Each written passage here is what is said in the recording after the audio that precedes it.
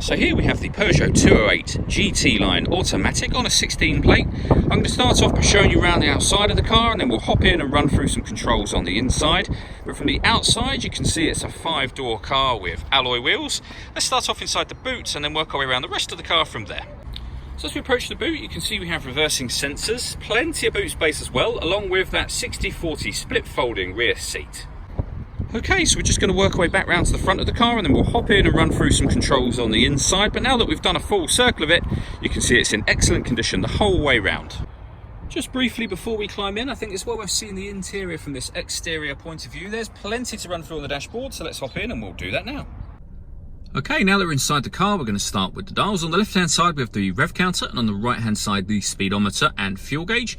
In the middle, you can see the total miles for this car, which are 15,450.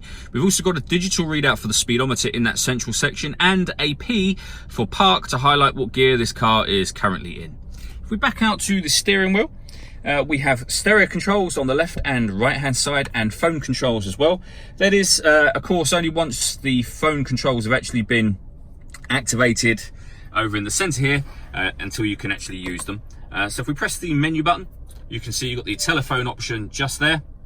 You can search for devices and then just follow the instructions on screen. When it comes to music in this car, we've got plenty of ways to listen to that. So FM, AM and DAB radio, USB input, iPod input. We can stream music wirelessly via Bluetooth audio.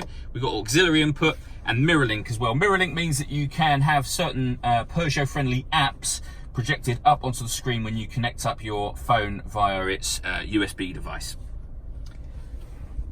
Below that we have dual zone climate control, so you can adjust the temperature on the passenger and driver side. The fan speed up and down from here.